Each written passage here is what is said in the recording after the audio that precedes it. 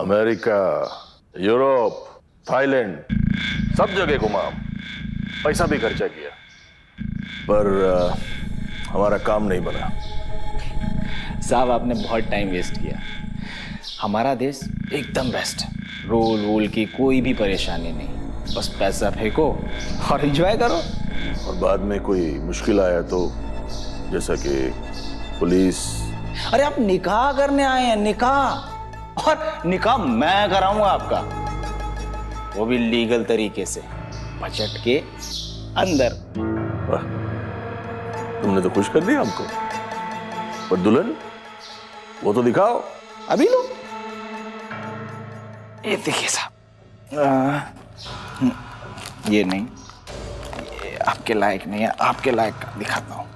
हाँ सब, इसका बजट थोड़ा सा ऊपर है, क्या ना कि इसके बाप की किराने की दुकान है। खैर दूसरा दिखाता हूँ, ये देखिए, ये जो है इसका बाप मैकेनिक है, थोड़ा नखरा करेगा। ये महंगा, वो नखरा, हमारे लिए कोई नहीं क्या? है ना साहब, रखा है आपके लिए भी। ये एक मिनट किधर गया? हाँ ये रहा साहब, एक कोने में नजर डालिए, गारंटी है 2 दिन में स्वागत। हम विदेश घूमने किस लिए जाते हैं? ताकि वहां के कल्चर से रूबरू हो सके, नई चीजों खाने का लुत्फ उठा सके। लेकिन ये एक विदेशी टूरिस्ट यहाँ आया है एक बुरी नियत के साथ। इसे अपनी मौज मस्ती के लिए कहीं घूमना नहीं है, बल्कि इसे एक लड़की का इस्तेमाल करना है, जिसमें ये तो मौज मस्ती करके निकल जाएगा, पर बर्बाद हो जाएगी एक लड़की की जिंदगी। ह्यूमन ट्रैफिकिंग गैर कानूनी है, इसके बावजूद टूरिज्म के नाम पर धंधा जोरों पर है, जिसे चलाने के लिए दलाल कैसे कैसे हथकंडे अपनाते हैं, सुनकर आपकी रूह कांप जाएगी। दादी रोटी और चाहिए ना, तब ना अब्बू को बोल। मम्मी तुम नाज को क्यों कोस रही हो? तो क्या करूं, किस पर निकालूं गुस्सा? उसके बाप को तो पड़ी है नहीं, 200 रुपया तक नहीं कमाता, घर कैसे चलाऊंगी मैं? अरे अगर अब वो म्युनिसिपैलिटी वाले अगर उन्हें फुटपाथ पे दुकान ही नहीं लगाने देंगे तो भाईजान क्या करेंगे? तुझे बड़ी फिक्र है तेरे भाई की।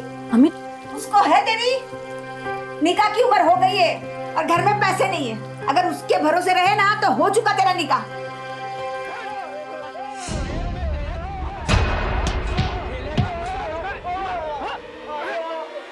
कैसे छोड़ दूं इसको?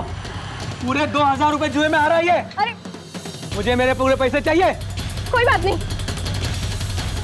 आप ये रख लीजिए, ये चांदी का है, भाईजान को छोड़ दीजिए। ठीक है।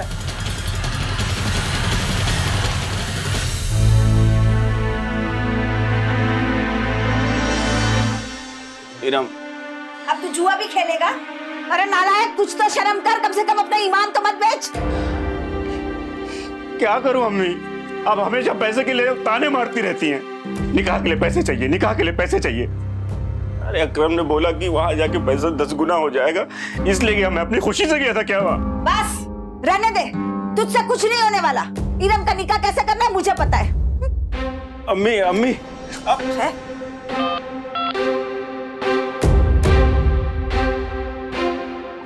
देवो बेटा, वो आपका विदेश से दूल्हा आने वाला था ना, आ गया क्या? हाँ बेटा, वो क्या है ना कि इरम के लिए हम भी जरा दूल्हा ढूंढ रहे हैं। जी जी जी। हाँ।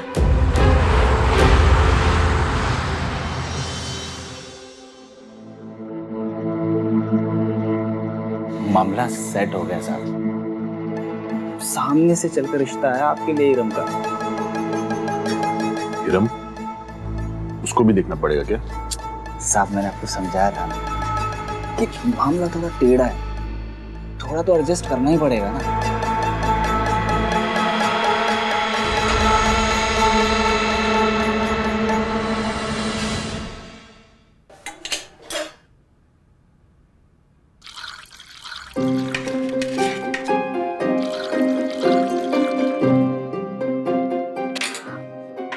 फूफा जी तो सबको विदेश लेकर जाएंगे, क्यों?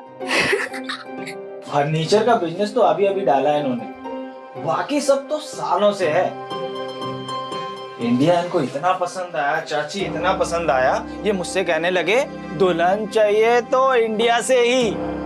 बाकी चाची रिश्ते बहुत आए इनके, बहुत रिश्ते आए, पर इनका जो टेस्ट है वो बिल्कुल अलग है। हाँ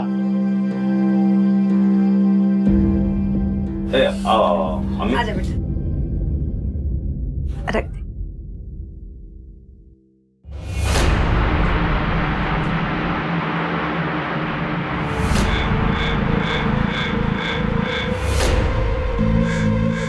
ये हमारी इरम है, आपको कुछ पूछना है तो पूछ लीजिए। देखो बारो, अभी आते हैं, क्यों आ रहे हैं?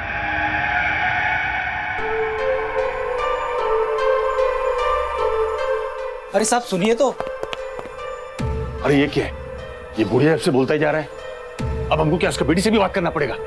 साहब काम थोड़ा टेढ़ा है इसलिए टाइम। टेढ़ा या सीधा ये हमारा प्रॉब्लम नहीं है। हम ये घटिया घर में और टाइम बर्बाद नहीं करेगा। अम्मी, अरे रिश्ते बराबरी वालों में होते हैं, ये क्या आप विदेशों के सपने देख रही हैं? तो आओ देखो वो क्या है कि साहब को जाना पड़ा, और हाँ उनकी तरफ से हाँ है।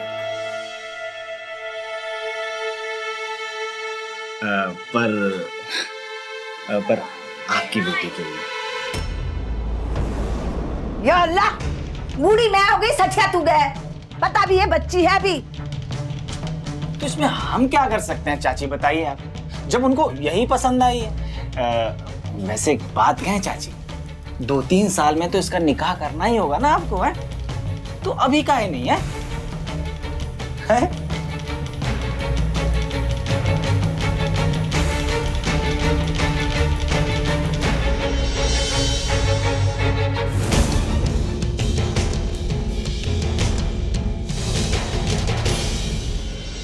सब मेरी बात तो सुनिए, आप नाराज हो रहे हैं। तुमने तो फोन पे कहा था कि सब कुछ हो जाएगा, इसलिए हम इधर आया।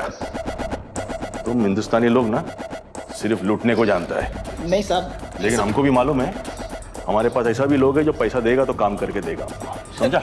नहीं साहब, मनाने में थोड़ा टाइम तो लगता ही है ना साहब। एक काम करिए, मुझे सिर्फ 2 दिन का टाइम दीजिए साहब। 2 दिन में नाज आपकी दुल्हन बनेगी, ये मेरा वादा है साहब। मैंने फुल सेटिंग करके रखी है, सिर्फ मुझे एक फोन करने दीजिए। मैं फोन करता हूँ।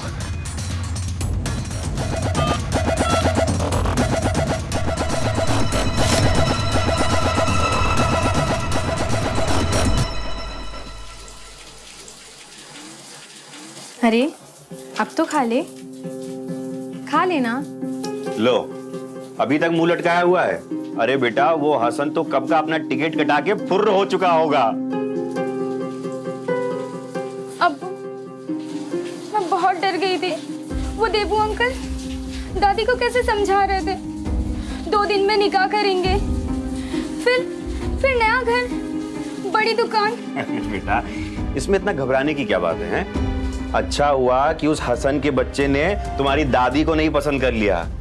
कहीं वो दादी को बोलता तो क्या होता? दादी उसको दे चप्पल, दे चप्पल, दे चप्पल। किसका घर है ये? कौन है अंदर? इरम बेटा, तुम इसको रोटी खिलाओ, मैं आता हूँ। हाँ खाओ।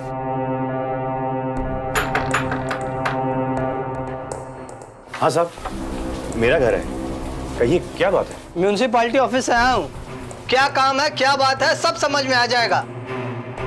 चलो मेरे साथ, चलो।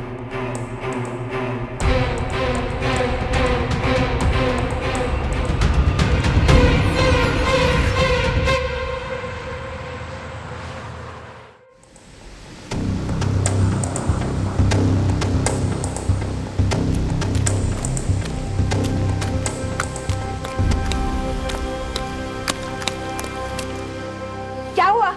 क्यों बुलाया था तुझे? अरे कुछ बोलेगा भी? अरे घर खाली करने को कह रहे हैं। कह रहे हैं कि ये घर गैर कानूनी है, तोड़ देंगे इसे। अरे ऐसे कैसे तोड़ देंगे? हम 10 साल से रह रहे हैं यहाँ। अरे पैसे चाहिए होंगे उन लोगों को। उस्मान के साथ भी तो यही किया था। 50,000 देकर उसने अपना घर छुड़वाया था। 3 लाख रुपए मांग रहे हैं अम्मी। अरे 3,000 नहीं है घर, अब बेघर होना पड़ेगा क्या? क्या अल्लाह, क्या हो रहा है ये? अम्मी कह रहे थे कि अगर कल तक 3 लाख रुपए नहीं दिए तो वो बुलडोजर मंगाएंगे और घर गिरवा देंगे।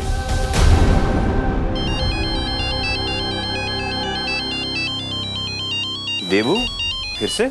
रुक, मुझे बात करने दे। देवू, अरे सलाम चाची।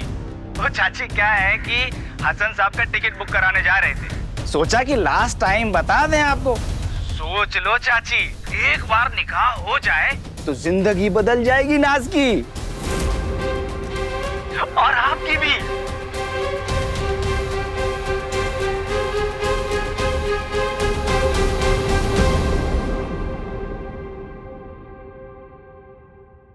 हसन साहब ने सारी सेटिंग कर ली है, अब कोई माई का लाल नहीं तोड़ेगा तुम्हारे घर को।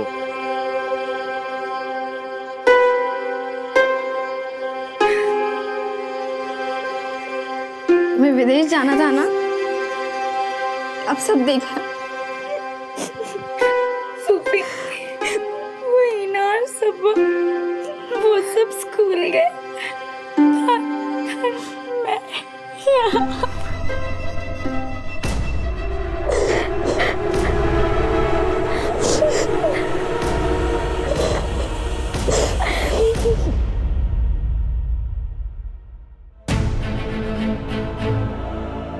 लड़की की उम्र कितनी है? अब पूरे 18 साल हो गए काजी साहब।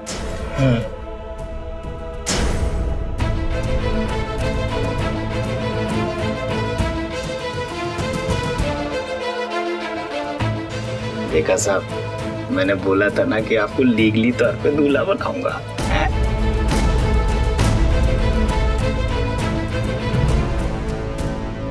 सब ये लो निकाहनामा, अब जो चाहे वो करो। कोई कुछ पूछेगा ना तो ये दिखा देना। एक काम करता हूँ, इसको मैं ले लेता हूँ, बहुत इंपॉर्टेंट कागज है। जब काम हो जाएगा तो मैं आपको दे दूंगा।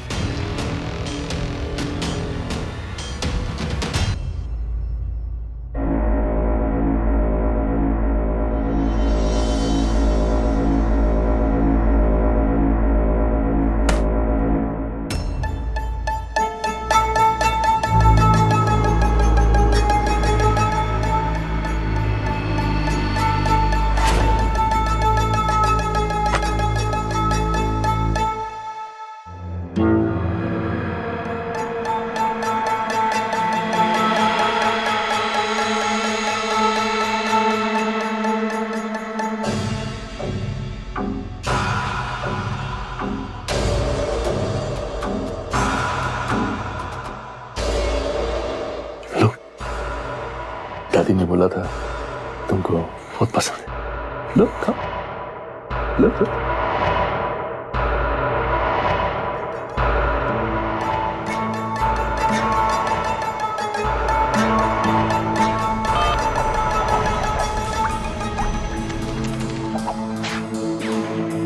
हमको ये बहुत पसंद है। अब कार्टून देखते हो? हाँ, हमारा घर में हमारा वो भी कार्टून देखता है। हैं? आपको और क्या क्या पसंद है? हमको तुम्हारी तरह स्वीट स्वीट बच्चे लोग बहुत पसंद है।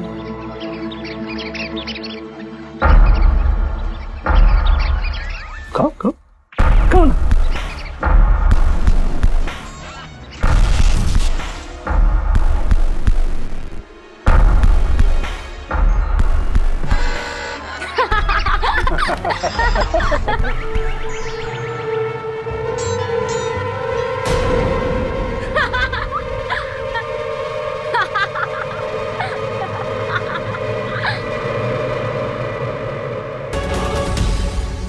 अभी जो हुआ उसमें एक लड़की के सपने, मासूमियत और हिम्मत सब टूट गए। ऐसी ना जाने कितनी नाज ऐसे गंदे विदेशी टूरिस्ट की भेंट चढ़ चुकी है। इनके दिलो दिमाग पर लगे हुए ये धब्बे शायद ही कभी मिट पाएंगे। बाल विवाह, ऊपर से जोर जबरदस्ती। सोचिए क्या होगी नाज की मानसिक स्थिति। देवू जैसे लोग गरीबों की गरीबी का मजाक बनाकर, चिकनी चुपड़ी बातें करके कब तक हमारी बहू बेटी की इज्जत से खेलने का लाइसेंस देते रहेंगे? क्या इतने दर्द सहने के बावजूद नाज हिम्मत जुटाकर इन मुश्किल हालातों का सामना कर पाएगी? क्योंकि आज अगर वो हिम्मत नहीं जुटा पाई तो कभी इस नर्क से बाहर नहीं आ पाएगी।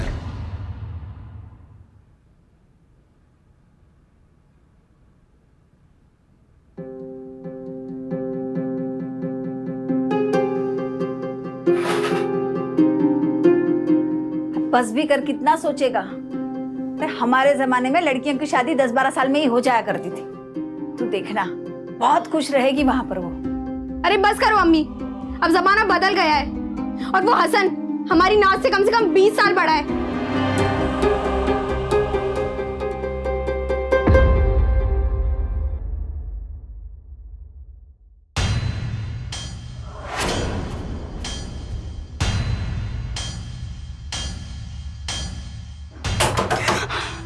आ जाओ, बाहर आ जाओ। कितना टाइम लगता है तुमको कपड़ा बदलने को? तुम्हारा घर पे सिखाया नहीं शोर का बात सुनने का?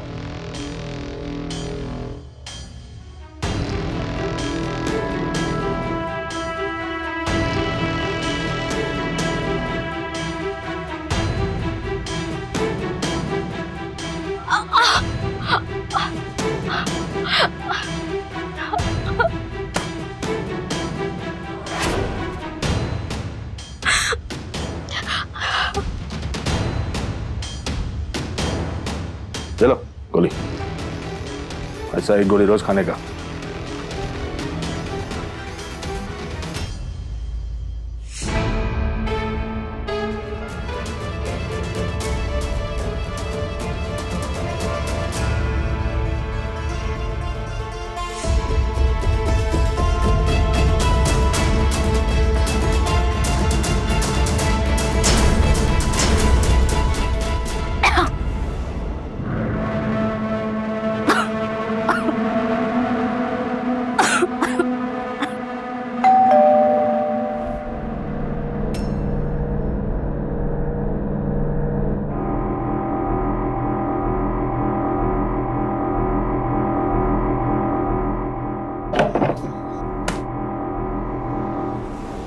साहब,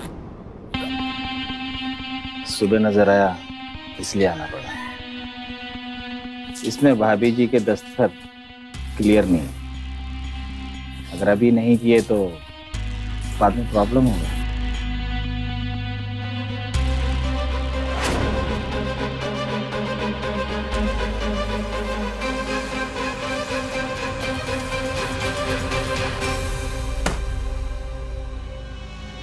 क्या पढ़ता है तुम स्कूल में?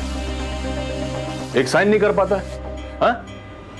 ये लो, जैसा ये पेपर पे साइन किया ना, वैसा ये पेपर पे करो। चलो।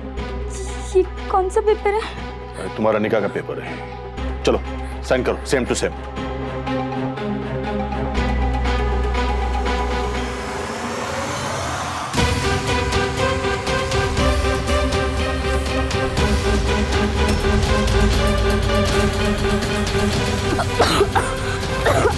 अरे ये क्या किया? पानी में गिरा दिया।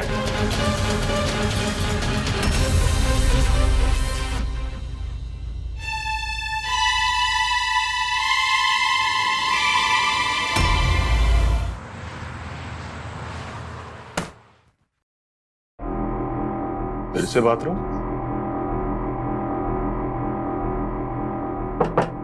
बाहर आओ, जल्दी बाहर आओ। नहीं, नहीं आऊंगी मैं। तुम हमको मना करेगा? हम तुम्हारा शौहर है। शौहर हो? तलाकनामे पे साइन करवाते हो? मैंने वो कागज पढ़ लिया था। देखो, हम तुमको समझाता है, तुम बाहर तो आओ प्लीज। मुझे कुछ नहीं समझना। मुझे बस मेरे अब्बू के पास जाना है। मेरे अब्बू के पास जाना है। क्या करेगा तुम्हारा अब्बू? तुम्हारा घर तोड़ने से तो हमने बचाया। वो सब झूठ था ना? मेरा फायदा उठाने के लिए नाटक था ना? कितने दिन के लिए निकाह किया है मुझसे?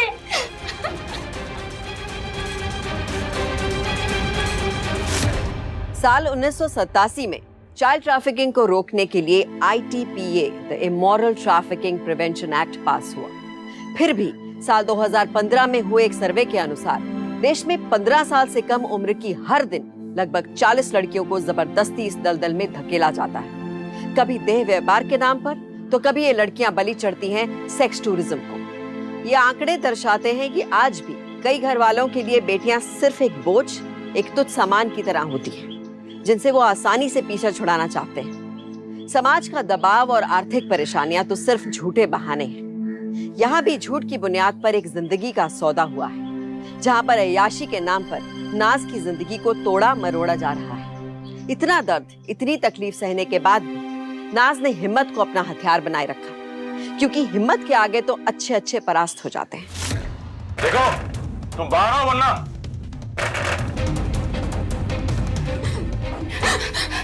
कोई है? कोई है क्या? कोई है? क्या हुआ भाई? अंदर क्या चल रहा है?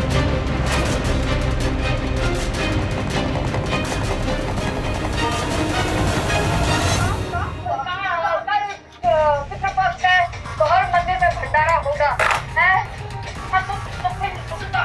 भंडारा नहीं रखवा सकते।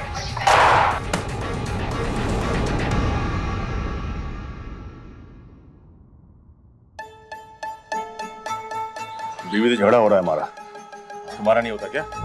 वो मुझे लगा किसी बच्ची की आवाज। तो बच्चा नहीं है, बीवी है हमारा। निकाहनामा देखेगा? नहीं नहीं, कोई बात नहीं।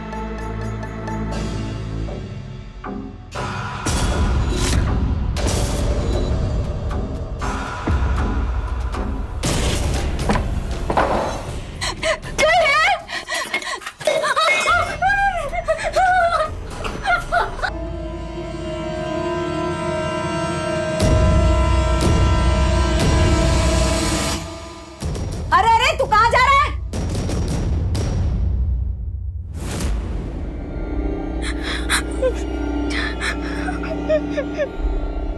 मार खाने में बहुत मजा आ रहा है क्या?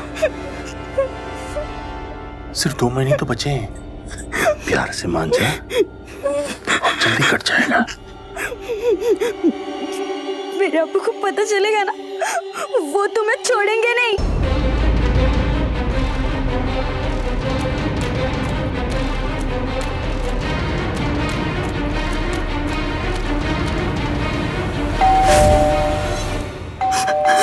चैन से जीने भी नहीं देता है ये लोग।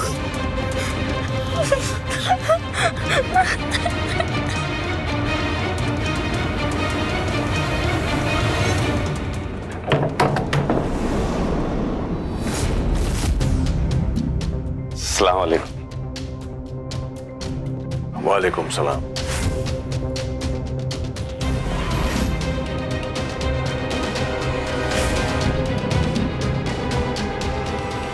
जी बस वो नाज को देखने के लिए आया था। ये सब खैरियत तो है ना? हाँ, आपका बेटी सो रहा है। जगह देगा उसे। बस ठीक है ना, वो यही पूछना चाह रहा था। जी जी, सब एकदम ठीक है, एकदम ठीक है, अच्छा, खुदा हाफिज, जाता हूँ। जी, मासलाम।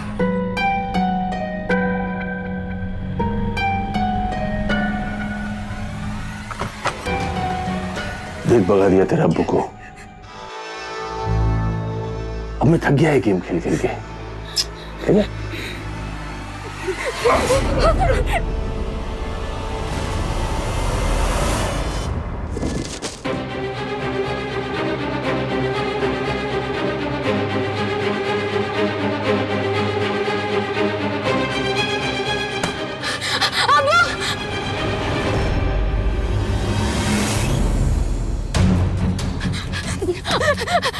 नाज, नाज, क्या हुआ बेटा?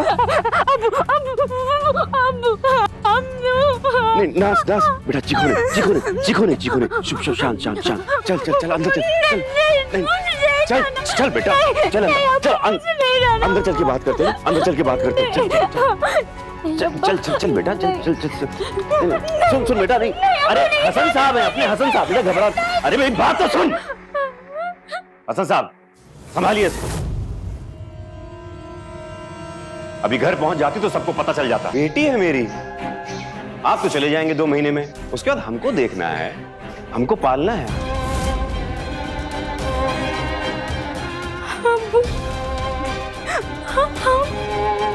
मैं क्या करता बता नाज, मेरी दुकान टूट गई, घर में पैसे नहीं थे।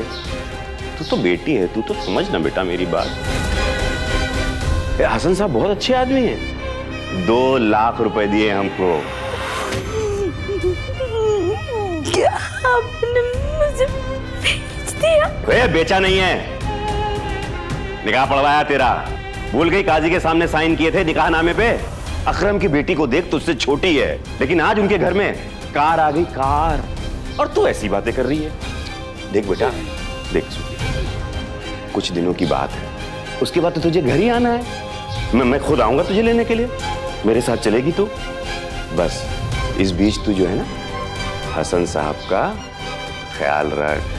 देख मुझे कोई शिकायत नहीं मिलनी चाहिए बेटा, है ना? तेरे अब्बू की इज्जत का भी सवाल है, समझ रही? जुनैद जैसे लोग ही पिता बेटी जैसे पवित्र रिश्ते को शर्मसार कर देते हैं। एक पिता को अपनी बेटी की रक्षा करनी चाहिए, उसे साहस देना चाहिए और शक्तिशाली बनाना चाहिए, ना कि चंद पैसों के लिए उसका सौदा कर देना चाहिए। ऐसे इंसान तो बाप कहलाने के लायक ही नहीं है। साल 2014 में लगभग 3400 नाबालिग लड़कियों को उनके ही घर वालों ने बेच दिया। ये वो आंकड़े हैं जो दर्ज हुए। स्थिति और भी भयानक हो सकती है। जुनैद जैसे लोग उस आपराधिक मानसिकता के मुजरिम हैं जो पैसों के नाम पर न सिर्फ बेटी का बल्कि किसी भी महिला का सौदा करते हैं। लड़कियों को इस दलदल से निकालने के लिए सबसे पहले जुनैद जैसे लोगों को सलाखों के पीछे भेजना होगा। जितनी जल्दी ये होगा उतनी जल्दी हमारी बेटियां सुरक्षित होंगी।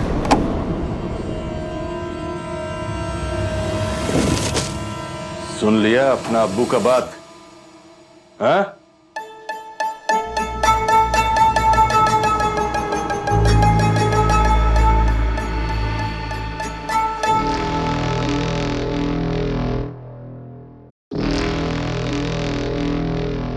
आइडिया तो अच्छा है, अम्मी और बहन मानेंगे नहीं। पैसा ऐसे ही नहीं मिलता, रिस्क लेना पड़ता है, रिस्क। और हाँ, तुझे तो अपनी बहन का भी निकाह करवाना है ना? अरे हाँ, दिन में 4 डीलिंग कराता हूँ। तेरी बेटी की तो कमाल की डीलिंग कराऊंगा, देखना तू।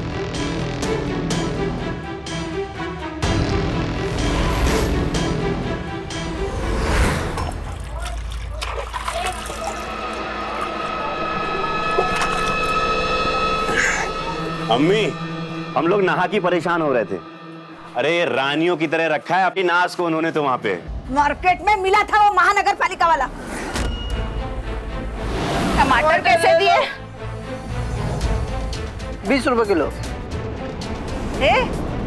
तू तो महानगर पालिका वाला था ना, फिर यहाँ सब्जी कैसे बेच रहा है? नहीं सच बता, झूठ बोल रहा है। नहीं, मैंने कुछ नहीं किया। वो जुनैद भाई ने कहा बच्ची की शादी नहीं हो रही, छोटा सा नाटक करना पड़ेगा। 2000 रुपए दिए मुझे इसके लिए। नालायक, तू सब जानता था ना कि वो हसन इरम के लिए नहीं, नाज के लिए आया था। और क्या क्या कांड किए तूने अपनी बेटी के साथ, बोल। अरे 2 महीने का निकाह और 2 लाख रुपए जेब में। क्यों अम्मी, क्यों? तुम्हें चाहिए था ना? फ्रिज चाहिए, टीवी चाहिए, आला चाहिए, मेरा दिमाग खराब करके रख दिया था। चाहिए था, पर बेटी को बेच कर नहीं चाहिए था मुझे। मेरा मुंह क्या देख रही है? पुलिस के पास जा जल्दी। पुलिस कहीं नहीं जाएगी, तुम यहाँ खोल रहो, कोई पुलिस के पास नहीं जाएगा। जाना है ना पुलिस के पास? जाना तुझे पुलिस के पास? मैं भेजूं पुलिस के पास? जाना है पुलिस के पास? तो एक बात ध्यान रखो, मैं तो फंसूंगा जेल में, लेकिन अम्मी ये सुन लो, तुम्हारी पोती ना सीधे कब्र में जाएगी। और सुन, सिर्फ देबू नहीं, एक से एक गुंडे पड़े हुए हैं इस धंधे में। पूरा बिजनेस है, बिजनेस। पुलिस के पास जाएगी ना तो कोई नहीं बचेगा। समझ में आया?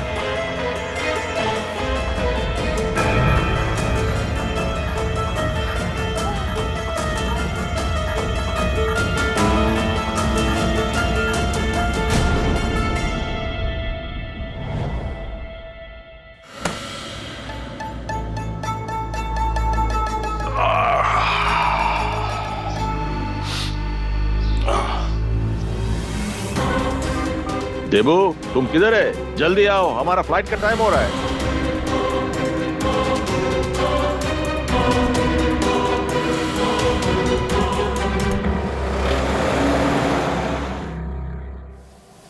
साहब, आपने निकाह के तो मजे ले लिए और तलाक की फॉर्मेलिटीज मैंने पूरी कर दी।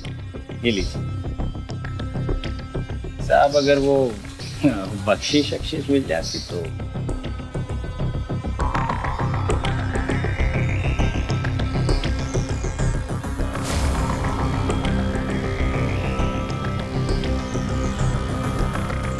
अरे तेरे अब्बू नहीं आए, अरे वो खेल रहा होगा कहीं जुआ। एक काम करता हूँ, मैं तुझे तेरे घर छोड़ देता हूँ, ठीक है?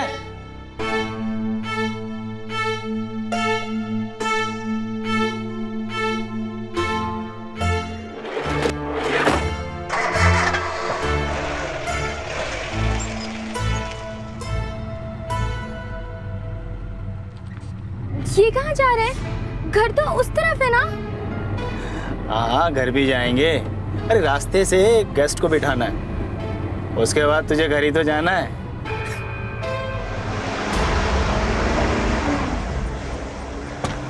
Hello, welcome to India sir.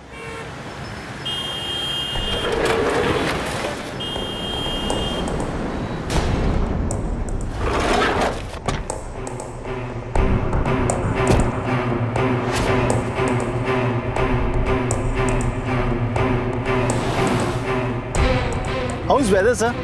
You like India? I like India. I like India. I like India. Okay. I like India.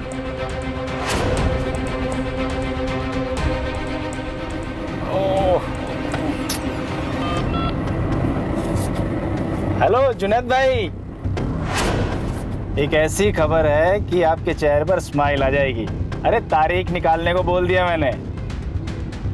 ठीक है।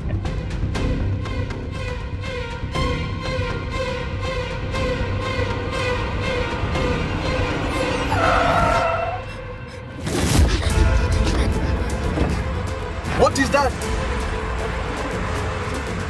वेट, गाड़ी घुमा।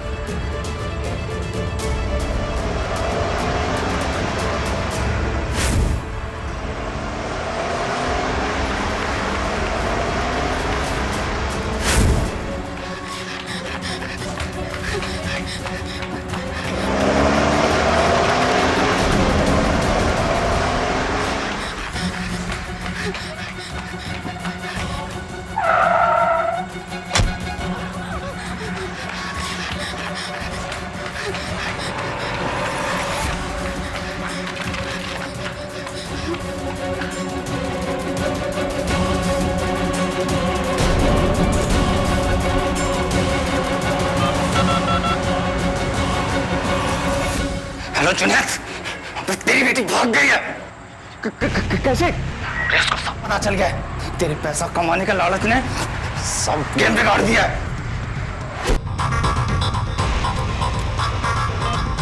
हेलो उस्मान भाई। हाँ बोल। लड़की भाग गई। क्या? कितनी बार तुझसे कहा कि गाड़ी का चाइल्ड लॉक लगा कर रखा कर? साले दिमाग खराब कर दिया तूने। अच्छा ये बता, वहां से सबसे करीब चौकी कितनी दूर है?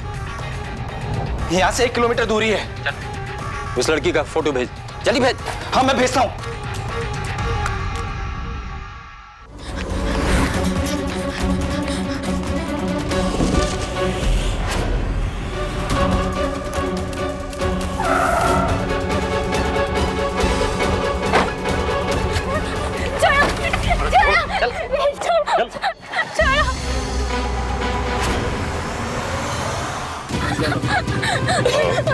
हाँ ये ले बात कर अपने अब्बू से। ले। बेटा तू अपने अब्बू को क्यों परेशान कर रही है? देख अभी भी कुछ नहीं बिगड़ा है। हाँ तू इनको सॉरी बोल और चली जाना देवू के साथ। बेटा मैं आऊंगा तुझसे मिलने तेरे नए घर में।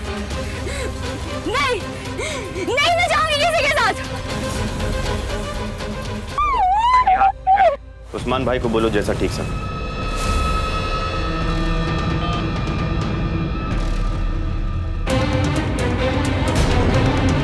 हाँ तो मैंने कोशिश करी ना उसको बचाने की। इरम चल जल्दी पुलिस स्टेशन। बॉस लड़की नहीं मान रही है। नहीं मान रही? मार दे ससुरी को। इसके चक्कर में हम अपना कारोबार नहीं बंद कर सकते। अगर आप डर के चुप ना बैठी होती ना तो आज आपकी पोती इतनी बड़ी मुसीबत में नहीं होती। खैर और क्या जानती हैं आप उसके बारे में? इंस्पेक्टर साहब, वो देवू और भाईजान मिलके किसी उस्मान के बारे में बात कर रहे थे। उस्मान तो यहाँ का बड़ा गुंडा है। अगर वो इस मामले में इन्वॉल्व है तो डेफिनेटली ये कोई बड़ा गैंग है। कांस्टेबल। जी सर। जाओ उस्मान के अड्डे पे छापा मारो और जितना जल्द हो सके उसे लेकर आओ यहाँ पर। जाओ। Okay sir. हाँ यार, कहे तो तू सही रहा है। हमारे पास फॉरेनर जितने पैसे तो नहीं है, पर हम। अरे साहब, आप किस लड़की की बात कर रहे हो? कौन सी लड़की? मैं किसी लड़की को नहीं जानता। आप मुझे फोन दो, मुझे वकील को बुलाना है। उस्मान, आधा घंटा मेरे साथ गुजार लो, उसके बाद भी अगर नाज की याद नहीं आई तो जिसे चाहे उसे बुला लेना।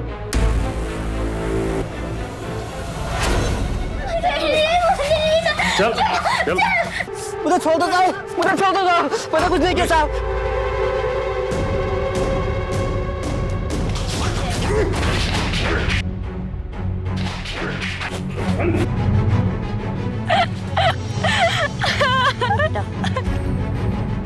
हाँ सर, मैं मुरानी पुलिस स्टेशन से बोल रहा हूँ। आपने जो इन्फॉर्मेशन दी थी वो एकदम सही है।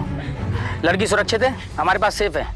साहब माफ कर दो साहब, गलती हो गया साहब, मैं तो गरीब आदमी हूँ साहब। ये देवू बोला कि कुछ धंधा बताता हूँ, 2 पैसा कमाने को मिलेगा साहब, मेरा गलती नहीं है साहब। साहब मेरी गलती नहीं है साहब,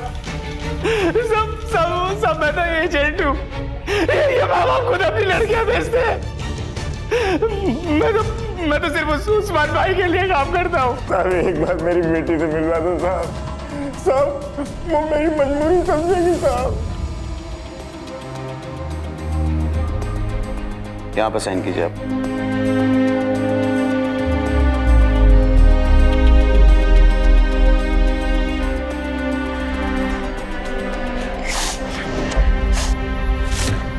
देबू, जुनैद और उस्मान को आईपीसी के सेक्शन 372, 373 और 368 के तहत 7 साल की सजा मिल गई।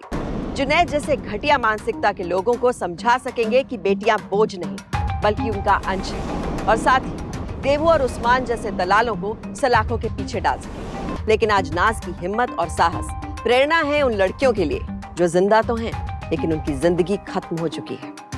हमारे देश में ऐसे नर्क में फंसी लड़कियों की तादाद बहुत है जो कठपुतली की तरह अपना जीवन जीने को मजबूर है और जिन्हें दुर्भाग्यवश ना किसी का साथ मिलता है ना कभी न्याय।